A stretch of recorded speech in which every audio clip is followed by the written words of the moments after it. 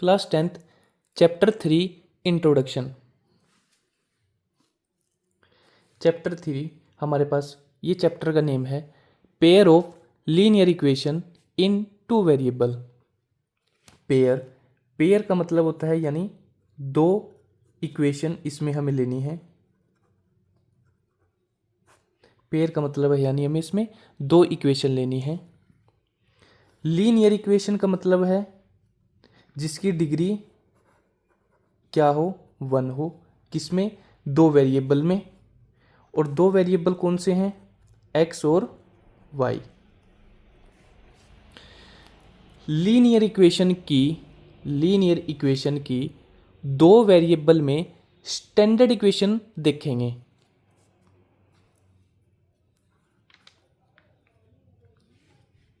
Standard equation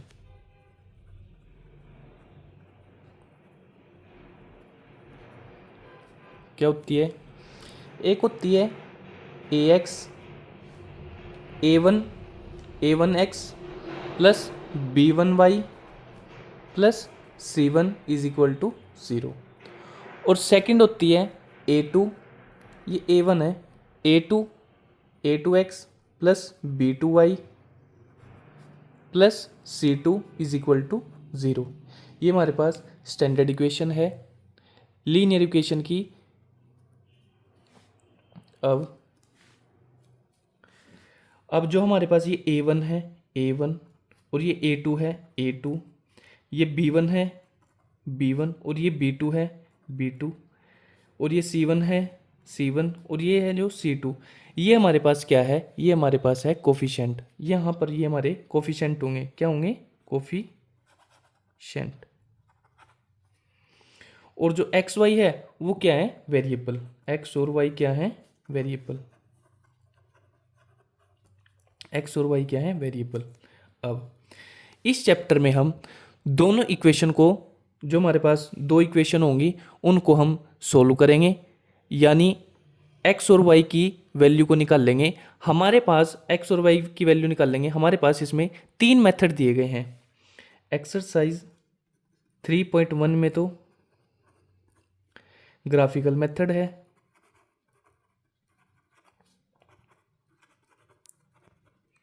और exercise 3.2 में हमारे पास सब्स्टिट्यूशन मेथड है।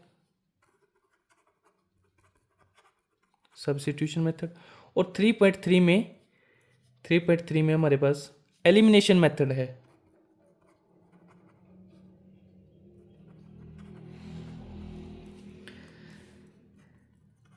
सबसे पहले हम करेंगे एक्सरसाइज 3.1 में ग्राफिकल मेथड। अब ग्राफिकल मेथड क्या होता है? ग्राफिकल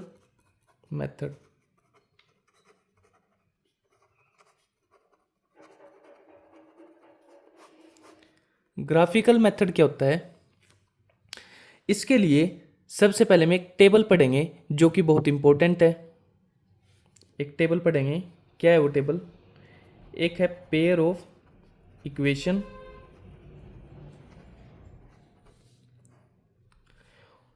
फिर उसको क्या करेंगे? कंपेयर करेंगे।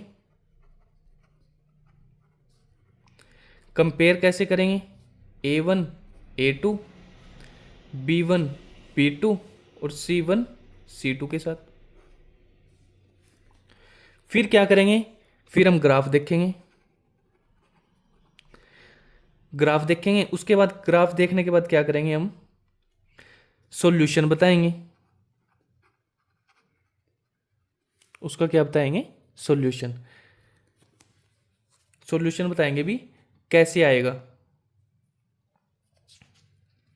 इसके बाद हम अब पेयर ऑफ इक्वेशन है, यानी दो इक्वेशन लेंगे हम इसमें। फॉर एग्जाम्पल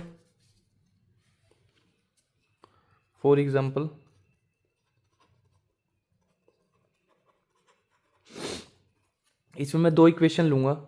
मान लो एक ले ली मैंने x minus 2y is equal to 0, और एक मैंने ली x 3x plus 4y minus 20 is equal to 0। अब सबसे पहले क्या करेंगे हम, सबसे पहले स्टैंडर्ड इक्वेशन के साथ, स्टैंडर्ड इक्वेशन के साथ, स्टैंडर्ड इक्वेशन से या स्टैंडर्ड इक्वेशन के साथ कंपेयर करेंगे।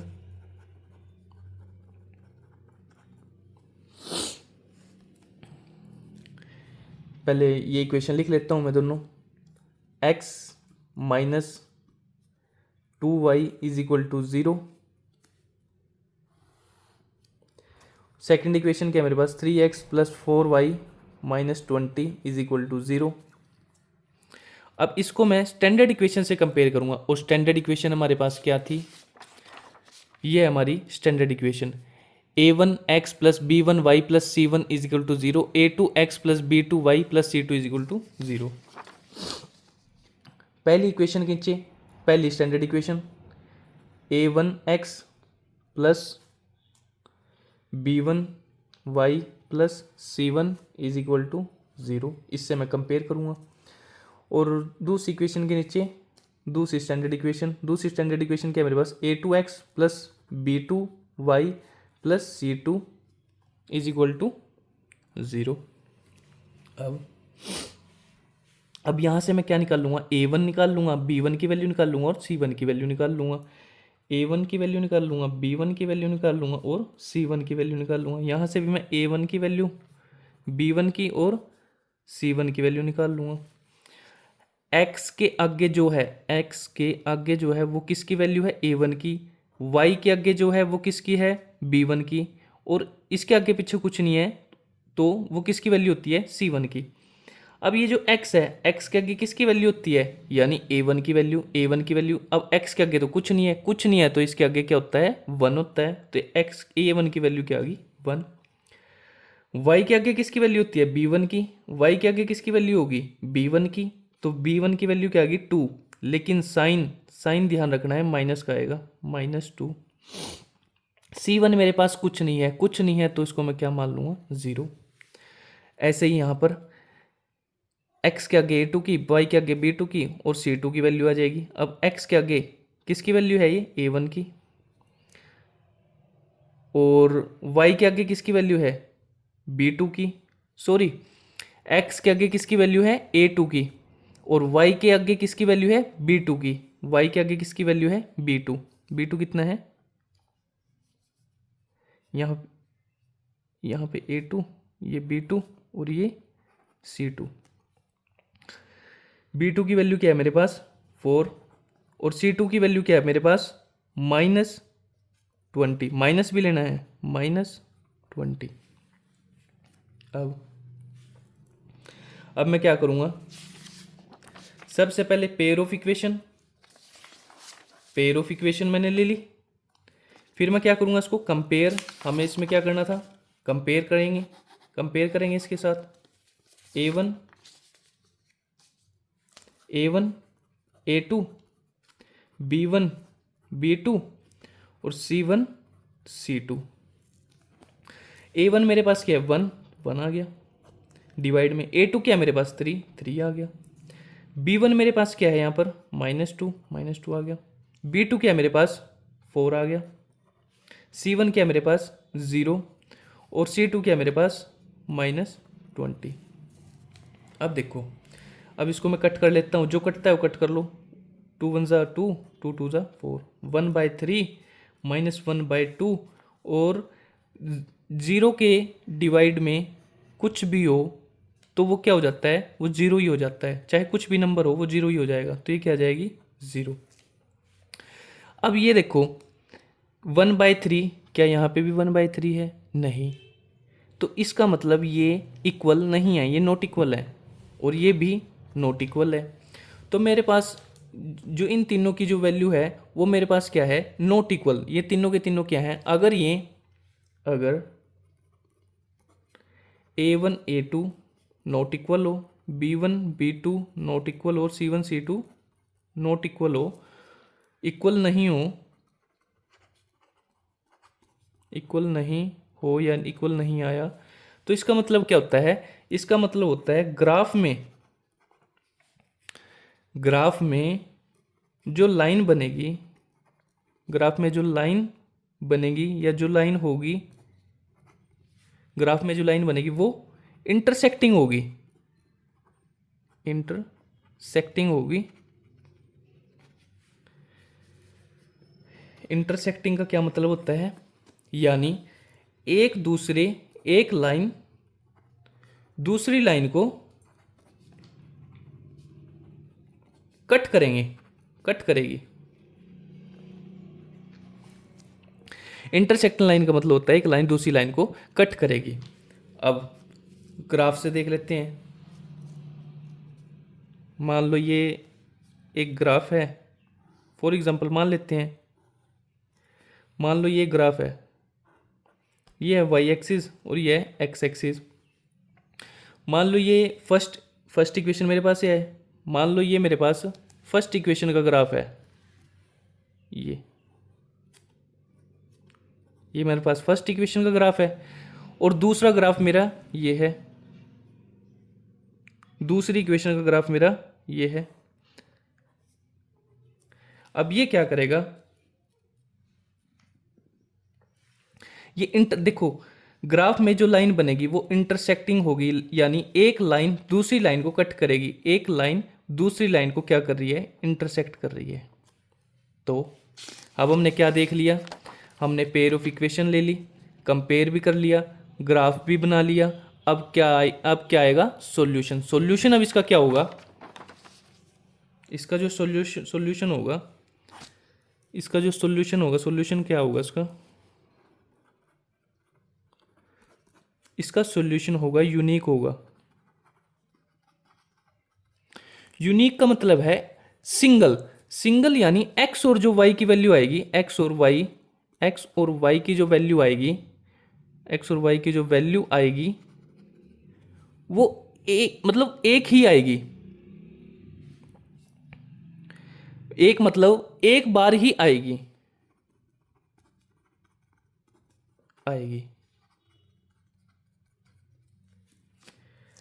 अब ये तो हमने देख लिया था इंटरसेक्टिंग लाइन। अब हम देखते हैं कोइंसिडेंट लाइन, ग्राफ में कोइंसिडेंट लाइन।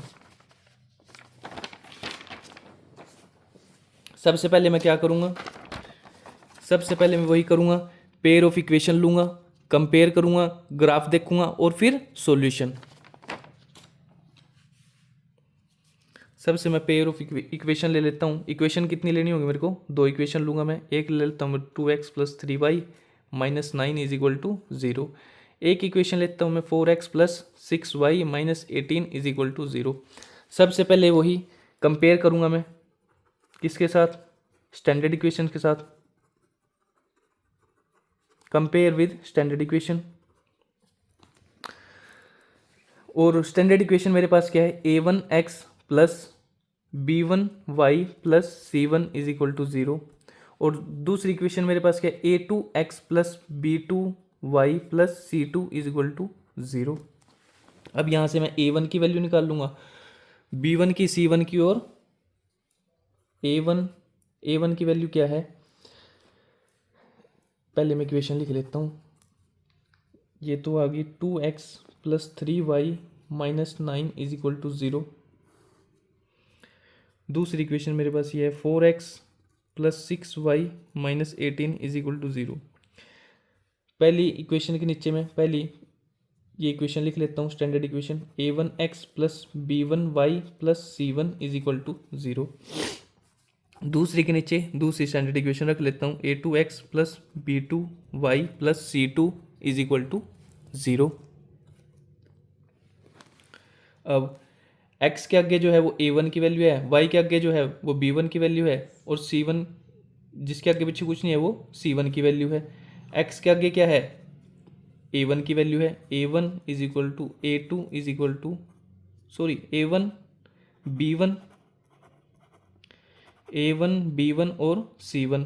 a1 की वैल्यू क्या है, x के आगे जो है वो a1 की वैल्यू है, y के आगे जो है b1 की वैल्यू है, y के आगे क्या है 3, ये b1 की वैल्यू होगी। अब ये c1 हमारे पास क्या है 9, लेकिन साइन का भी ध्यान रखना है, साइन भी आएगा। अब a2 की वैल्यू निकाल लेंगे यहाँ से, b2 की वैल्यू निकाल लेंगे यहाँ से, और c2 की वैल्यू निकाल लेंगे यहाँ से। अब x के आगे जो है वो किसकी वैल्यू है, a2 की वैल्यू है 4 आ गई, यानी y के आगे जाओ किसकी वैल्यू है 6 की वैल्यू है, लेकिन 6 किसका है प्लस का, तो प्लस का। अब C2 क्या है, C2 मेरे पास 18 है, 18 किसका है माइनस का 18। अब क्या करूँ, कंपेयर करूँगा A1 A2 B1 B2 और C1 C2। A1 की वैल्यू क्या है मेरे पास 2 और A2 की वैल्यू क्या है मेरे पास 4 और B1 की वैल्यू क्या है मेरे पास 3 और B2 की वैल्यू क्या है 6। C1 की वैल्यू क्या है मेरे पास, C1 की वैल्यू है -9 और ये C2 की वैल्यू क्या है -18।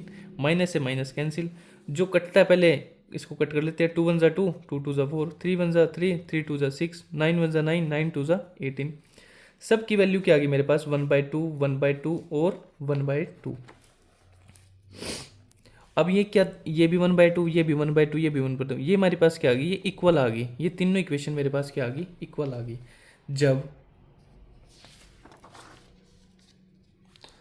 जब तीनों इक्वल आए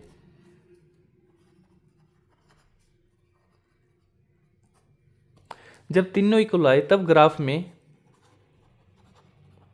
में को इंसिडेंट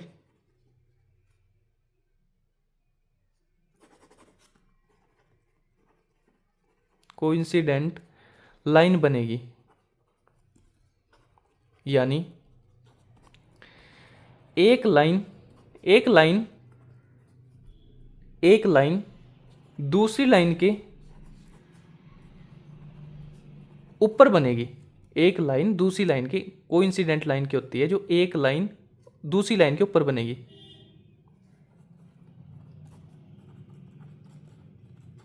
अब हम ग्राफ देख लेते हैं। ग्राफ देखने के बाद क्या देखेंगे, उसका सॉल्यूशन। मान लो ये ग्राफ है, मान लो ये वाई एक्सिस है और ये एक्स एक्सिस है। मान लो फर्स्ट इक्वेशन का ये ग्राफ और सेकंड इक्वेशन का, फर्स्ट इक्वेशन का ये ग्राफ है, तो सेकंड जब तीनों इक्वल आएंगी ना, जब तीनों इक्वल आए तो कोइंसिडेंट लाइन बनेगी, यानी पहली एक लाइन के ऊपर ही दूसरी इक्वेशन की लाइन भी इसी के ऊपर बनेगी। दूसरी इक्वेशन की लाइन भी इसी के ऊपर बनेगी, एक लाइन इसी लाइन के ऊपर। ये तो हमने ग्राफ देख लिया। अब आता है इसका सॉल्यूशन। सॉल्यूशन क्या होगा इसका सॉल्यूशन होगा इनफाइनाइट, यानी मैनी सॉल्यूशन का मतलब क्या है, x और y की जो वैल्यू है वो अनेक हो सकती है। हमने इंटरसेक्टिंग देख लिया, कोइंसिडेंट देख लिया, और अब हम देखेंगे पैरेलल लाइन। ग्राफ में पैरेलल लाइन,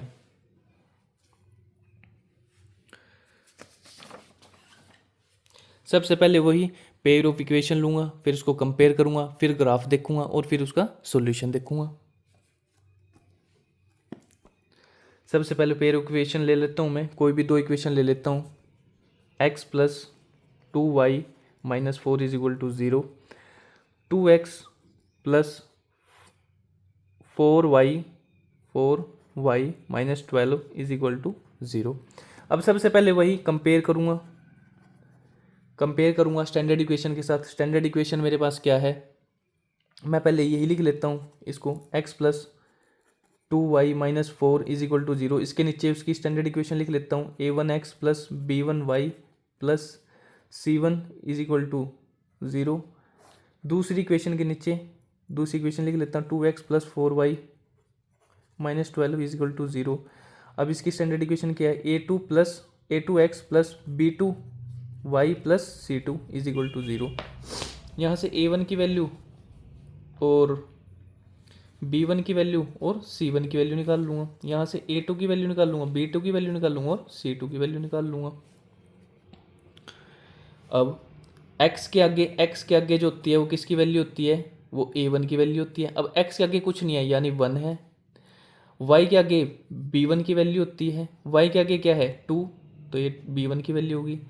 अब c1 क्या है, c1 है 4, c1 क्या है 4 है, लेकिन साइन किसका आएगा, माइनस का आएगा। ऐसे ही a2, x के आगे किसकी वैल्यू है a2 की, y के आगे किसकी वैल्यू है b2 की, b2 की वैल्यू 4 आ गई। और c2 की वैल्यू क्या है 12, लेकिन साइन किसका आएगा, माइनस का, -12 आएगा। अब वही कंपेयर करेंगे a1 a2, b1 b2, c1 c2।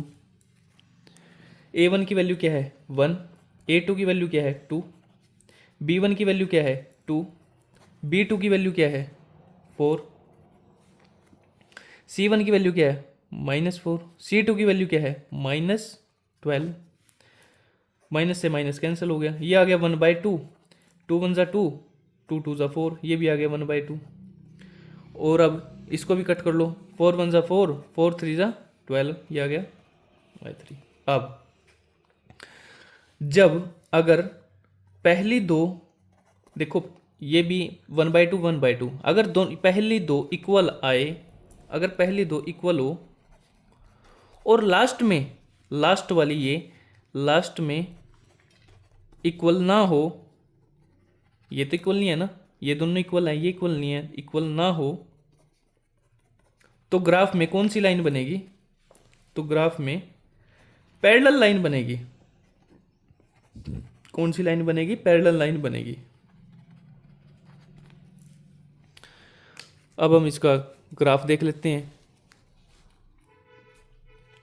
एक मान लो फॉर एग्जांपल ये फर्स्ट इक्वेशन का ग्राफ है, ये लाइन है, और ये एक्स एक्सिस, सॉरी ये वाई एक्सिस, ये एक्स एक्सिस, और ये सेकंड इक्वेशन की लाइन है। तो ये क्या होंगे, ये क्या होंगे, ये आपस में नहीं मिलेंगे। ये पैरेलल लाइन कौन सी होती हैं जो आपस में बिल्कुल नहीं मिलेंगी। ये इक्वेशन 1 है और ये इक्वेशन 2 की लाइन है। तो इसका सॉल्यूशन क्या होगा, अब ये जो पैरेलल लाइन होती है वो कभी भी आपस में नहीं मिलती। पैरेलल लाइन ऐसे होती है, ऐसे भी हो सकती हैं, ऐसे भी हो सकती हैं, ये आपस में कभी नहीं मिलेंगी। अब इसका सॉल्यूशन, ग्राफ हमने देख लिया, अब इसका सॉल्यूशन रह गया। सॉल्यूशन इसका क्या है, इसका जो नंबर ऑफ सॉल्यूशन है ना, नंबर, इसका जो सॉल्यूशन है, इसका नो सॉल्यूशन है, इसका जो सॉल्यूशन है वो नो सॉल्यूशन है। अब नो सॉल्यूशन का मतलब क्या है, x और y की जो वैल्यू है, x और y की वैल्यू यहाँ एग्जिस्ट ही नहीं करती, एग्जिस्ट नहीं करेगी। x और y की वैल्यू एग्जिस्ट नहीं करेगी, मतलब आएगी ही नहीं। ये हमारी कुछ इंट्रोडक्शन थी। नेक्स्ट वीडियो में, कल की वीडियो में हम कंसिस्टेंट और इनकंसिस्टेंट के बारे में पढ़ेंगे।